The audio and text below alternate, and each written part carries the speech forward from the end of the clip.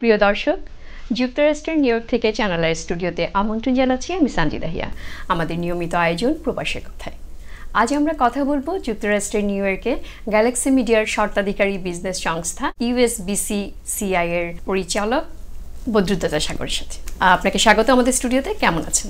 ভালো আছি, ধন্যবাদ আপনাকে এবং ধন্যবাদ চ্যানেল আইকে আমাকে এখানে আমন্ত্রণ করার জন্য। একটু জানতে চাই যে আপনি তো একজন উদীয়মান একজন সফল ব্যবসায়ী, এই অল্প সময়ের মধ্যে বাংলাদেশ ছেড়ে যুক্তরাষ্ট্রে এত দ্রুত এতগুলো প্রতিষ্ঠান কি করে গড়ে তুললেন? এর পেছনের যে সফলতার গল্পটা একটু জানতে চাই। আমার লাইফের অনেকগুলো উত্থান পতন আছে, এটা প্রত্যেকটা মানুষের লাইফেই থাকে। আমি মনে করি যে পরিশ্রম, সততা, নিষ্ঠা যদি থাকে তাহলে যে কেউ কিন্তু তার গোলে পৌঁছতে পারে। সো আমার যেটা হচ্ছে যে আমি বাংলাদেশে ফার্স্ট শুরু করেছিলাম অ্যাডভার্টাইজিং বিজনেস। আমার একটা প্রতিষ্ঠান ছিল পড়শি কমিউনিকেশন। তো সেখানে আমার এটা ফুল ফ্লেজের একটা প্রোডাকশন হাউস ছিল। তো সেটা অলমোস্ট আমরা বাংলাদেশে অনেক বড় বড় কাজ করেছি। অ্যাডভার্টাইজিং, আমরা টেলিফিল্ম, নাটক, সেগুলো আমরা প্রডিউস করতাম এবং আমার প্রতিষ্ঠান থেকে আরও অনেকেই কাজ করতো। বাংলাদেশে যেটা হয়েছে যে অ্যাডভার্টাইজিং বিজনেস করতে গিয়ে আস্তে আস্তে আমি এয়ারলাইন্সের সাথে যুক্ত হই। আপনারা শুনেছেন যেটা হচ্ছে যে বাংলাদেশের একটা লার্জেস্ট এয়ারলাইন্স যেটা ছিল ইউনাইটেড এয়ারওয়েজ। সো আমি ইউনাইটেড এয়ারওয়েজের শেয়ার হোল্ডার, ডিরেক্টর, প্লাস যেটা হলো যে আমি এটার সেলস অ্যান্ড মার্কেটিংটা দেখতাম। তারপরে যেটা হচ্ছে যে আপনি ঢাকা রিজেন্সির কথা শুনেছেন। তো ঢাকা রিজেন্সির যেটা হলো আমাদের এটা ফ্যামিলি, আমার ভাই, ভাবি, আমরা তিনজনই এটার সাথে ইনভলভ ছিলাম। হোটেল বিজনেসেও আমি ইনভলভ। এবং আরেকটা কোম্পানি হচ্ছে আমেরিকান ওয়াইনহাম। এই ওয়াইনহাম হচ্ছে এটা largest hotel chain in the world. তো ওইটার আমি বাংলাদেশের কনসালটেন্ট ছিলাম। তো বাংলাদেশে যে 5 স্টার, 4 স্টার বা 2 স্টার হোটেলগুলো যেত, তখন এগুলো আসলে আমার মাধ্যমে যেত। বাংলাদেশের যে আর্কিটেক্ট বা ওনার যারা থাকতো এবং আমেরিকার কোম্পানির সাথে আমি ওটাকে ব্রিজ হয়ে কাজ করতাম। সো তারপরে যেটা হলো যে আসলে আস্তে আস্তে এটা আসলে আমার ইচ্ছা ছিল না যে আমেরিকা আসব। তো এটা আসলে হঠাৎ করেই আসলে চলে আসা, ফ্যামিলি নিয়ে চলে আসা। তো আসার পরে যেটা হলো যে এখানে শুরু করলাম যে আমার লাইফের যে প্রথম যে বিজনেসটা ছিল অ্যাডভার্টাইজিং ফ্রম ডিজাইন, প্রিন্টিং, এই বিজনেসটা দিয়ে আমি শুরু করি। তো এখানে এসেও কিন্তু আমি প্রথমে ভাবলাম যে কি করব। প্রথম 6 মাস আর 4 মাস দুইটা জায়গায় আমি জব করেছি এজ এ ডিজাইন নিয়ে। আমি নিজেও একজন কিন্তু গ্রাফিক ডিজাইনার।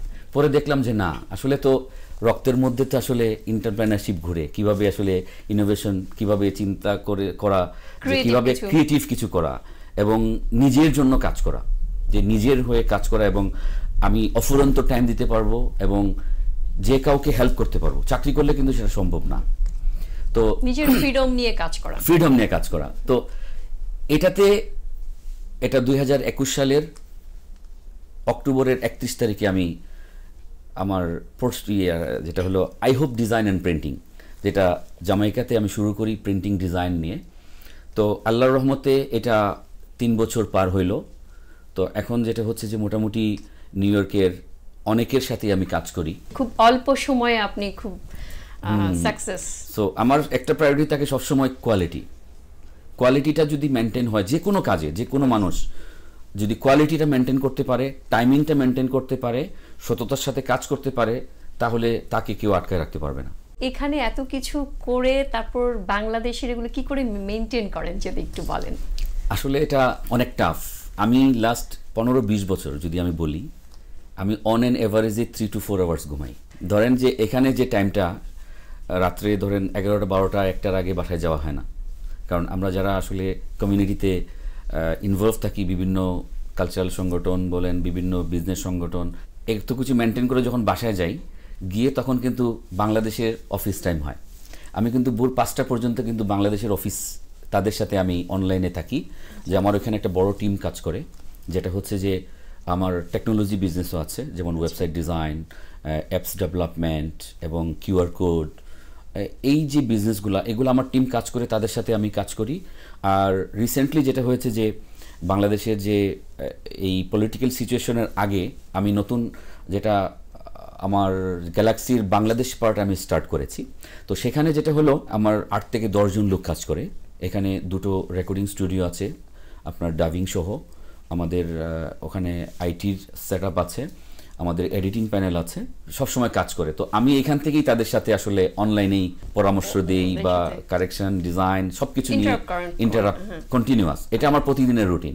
এই যে এত কিছুর মাঝে জীবনে আপনি অনেক কিছু করেছেন, তো এর মাঝে কি এমন কিছু আছে যে কোন কাজটি আপনি করতে পারেননি, এমন কোনো আক্ষেপ আপনাকে তাড়িয়ে বেড়ায়? এটা বলবো যে না, তার কারণ আমি একটু ছোট্ট করে বলি, যেটা হচ্ছে যে আমি যেটা মনে করি যে এটা আমি করব, মানে আমার মাথায় যখন ঢুকে, এটা কিন্তু প্রতিনিয়ত কাজ করতে থাকে। আমার এমনও আছে যেটা বাংলাদেশে আমি আজ থেকে 10 বছর বা 15 বছর আগে আমি চিন্তা করেছি, এটা কিন্তু ইউএসএতে আসার পরে কিন্তু ওইটাকে আমি স্টার্ট করেছি।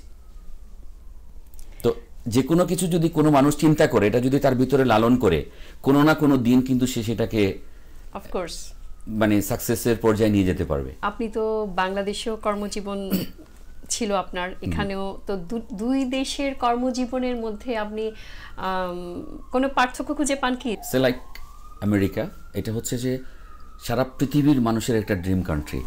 অফকোর্স এটা সবাই এখানে আসতে চায়। তো যখন তার ড্রিম কান্ট্রিতে আসার পরে তখন বুঝতে পারে যে আসলে আমেরিকাটা কি। তো আমি মনে করি যে ইউরোপ বলেন, আমেরিকা বলেন, এটা হচ্ছে যান্ত্রিক একটা শহর। আমরা বাংলাদেশে যে লাইফটা এনজয় করে আসছি, যে অফুরন্ত টাইম, মানে কাজ করার, যেটা হচ্ছে যে এখানে যেমন ওয়ান ম্যান শো হয়ে কাজ করতে হয়, অনেক কিছু একা করা লাগে, ইচ্ছে করলেও কিন্তু আপনি অনেক লোক নিতে পারবেন না, কিন্তু বাংলাদেশে সম্ভব। সো এই যে এনজয়মেন্টটা, বাংলাদেশে যে পরিমাণ লোকজন কাজ করানো যায়, অনেক লোক নিয়ে কাজ করা যায়, ওইখানে আড্ডা দেওয়া যায়, মনের মতো করে চলা যায়, সো রিল্যাক্স ইয়েটা করা যায়, কিন্তু এখানে সেটা আসলে সম্ভব হয়ে ওঠে না। বিজি লাইফ, তো কমিটমেন্ট থাকে অনেক, এবং একা অনেক কিছু করা লাগে। বাংলা চলচ্চিত্রকে যে যুক্তরাষ্ট্রে বাজারজাতকরণেও আপনার মানে আপনি জড়িত, তো সেটা কিভাবে যুক্ত হলেন? এখানে আমি ধন্যবাদ দিব হচ্ছে আমাদের রাজ হামিদ ভাইকে। ওনার সাথে আমার এখানে এসেই পরিচয়, আমেরিকাতেই পরিচয়।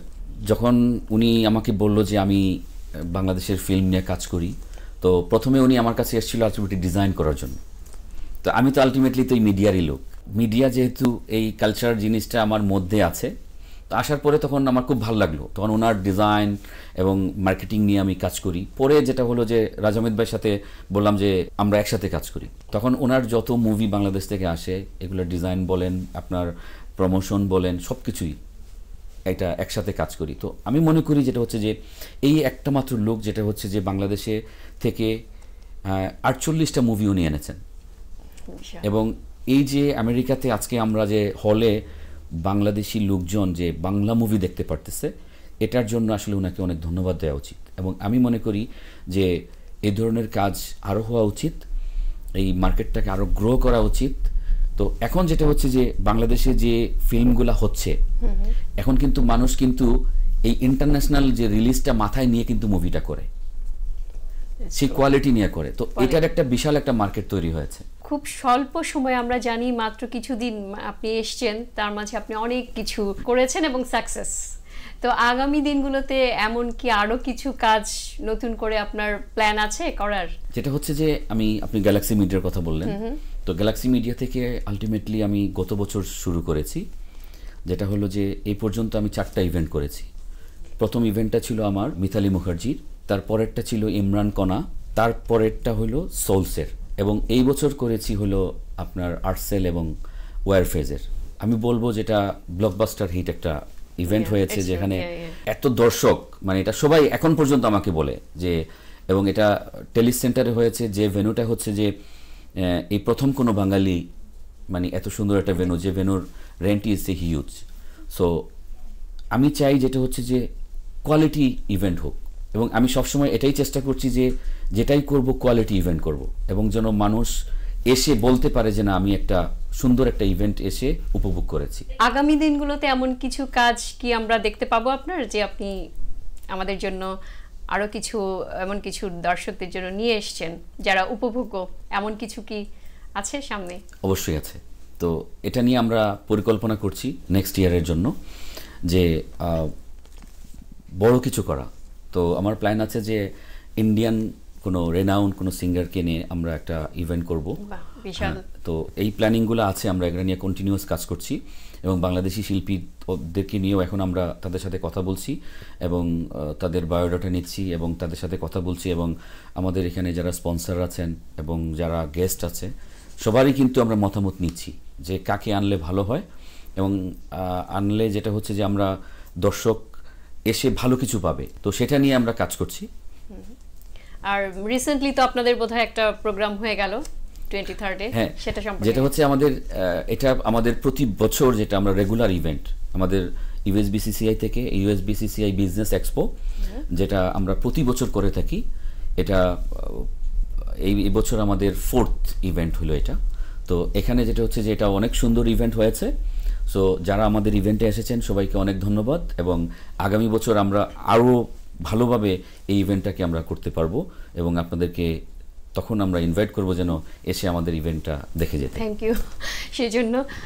তো আপনার এই অল্প দিনের প্রবাস জীবনে আপনি এত সাকসেসের সাথে সব প্রতিষ্ঠান মানে কাজ করেছেন, তো এর পেছনে কার কি কোনো ভূমিকা আছে কিনা? আমি প্রবাস জীবন বলতে আমি এখনো ফিল করি না আসলে যে আমি প্রবাসী বা প্রবাস জীবন আছি, বাট আমার এখনো কিন্তু বাংলাদেশটাকে আমি ধারণ করি। মানে আমার কাছে এখনো মনে হয় আমি আমার ঢাকার অফিসে আমি বসে অফিস করছি, মানে খুব বেশি দিন তো হয় নাই, তো এই ফিলটা এখনো আমার মধ্যে আছে। তো আমি যেটা বলতে যাই যেটা হচ্ছে যে পৃথিবীতে সবচেয়ে কঠিন হচ্ছে মানুষের ভালোবাসা পাওয়া, এবং আমি মনে করি এটাই হলো সবচেয়ে কঠিন। এবং আমি আমার এই চলার পথে আমি কিন্তু মানুষের ভালোবাসা পেয়েছি এবং আমার এটাই আছে আমার লাইফের সবচেয়ে বড় অর্জন, এবং বাংলাদেশেও পেয়েছি এবং এটা ইউএসএতেও পেয়েছি। এখানে যাদের ভালোবাসা না হইলে আসলে অনেক কিছুই হয়তো করতে পারতাম না। আমার মধ্যে ক্রিয়েটিভিটি আছে, তারপরেও যে সমন্বয়টা হয় যে মিলেমিশে কিছু করা, তো তার মধ্যে যেটা হচ্ছে যে আমি বলবো মানে গাইড করা বা আসলে হয় কি যে আপনার মধ্যে কিন্তু অনেক ক্রিয়েটিভিটি আছে, এই ক্রিয়েটিভিটিটাকে একজন বুঝে আপনাকে সাপোর্ট বের করে নিয়ে আসা, সাপোর্ট করা। এই চলার পথে যেটা হচ্ছে যে আমি মনে করব যেটা হচ্ছে গোল্ডেন এজ হোম কেয়ারের যে শাহনাজ ভাই, ভাবি এবং মনির ভাই যার সাথে আমি ইভেন্টগুলো কন্টিনিউ করছি, তো ওনাদের সমন্বয়টা আমাকে আসলে এই অল্প সময়ে ওনারা যেভাবে আমাকে সাপোর্ট করেছে এবং এই কৃতজ্ঞতাটা আমি জানাতে চাই। এবং আমি সবার উদ্দেশ্যে একটা কিছু বলবো যেটা হচ্ছে যে আমি যেটা বললাম যে মানুষের ভালোবাসা পাওয়া, আমি সবাইকেই বলবো যে এইটুকু যদি আমরা চেষ্টা করি যে মানুষের মানে সংস্পর্শে যাওয়া, মানুষের ভালোবাসাটা অর্জন করা, এটা যদি থাকে তাহলে একটা মানুষের জীবনে সাকসেস মানে খুব সন্নিকটে থাকে। আর আরেকটা যেটা হচ্ছে যে আমি আমার ওয়াইফকে ধন্যবাদ দিতে চাই, তো আমি সবচেয়ে বেশি জ্বালাই থাকে এবং এখনো পর্যন্ত যেটা হচ্ছে যে এটা আমার বিয়ের পর থেকে সে জানে যে আমি মিডিয়াতে কাজ করি, তো এখন পর্যন্ত আমি তাকে জ্বালাই এবং সে যে মানে এত সহজে আমাকে মেনে নেয়, আমার এই যে রাত বিরাতে বাড়ি ফেরা, কাজ করা, সো এটাকে আসলে মানে ওর যদি অবদানটা মানে সহনশীল অবদানটা না থাকতো তাহলে হয়তো আমি এত দূর এত কিছু করতে পারতাম না। অফকোর্স হয়তো তিনি আপনার এই জ্বালান, আপনি যে বললেন জ্বালান, তিনি এটাকে এই যে আপনার সাকসেস এটাতে সে অনেক হ্যাপি, তার অনেক অবদান আছে বলেই আপনি এই কিন্তু এটা বলবো যে সে পেছনে হ্যাপি হয় সবাইকে বলে, কিন্তু আমার সামনে আসলে কিন্তু সে বলতে চায় না। বুঝতে পারছেন? অনেক ধন্যবাদ আপনাকে। প্রিয় দর্শক, আজ এই পর্যন্তই। পরবর্তী অনুষ্ঠানে দেখা হবে নতুন কোনো অতিথির সঙ্গে। সে অবধি ভালো থাকুন।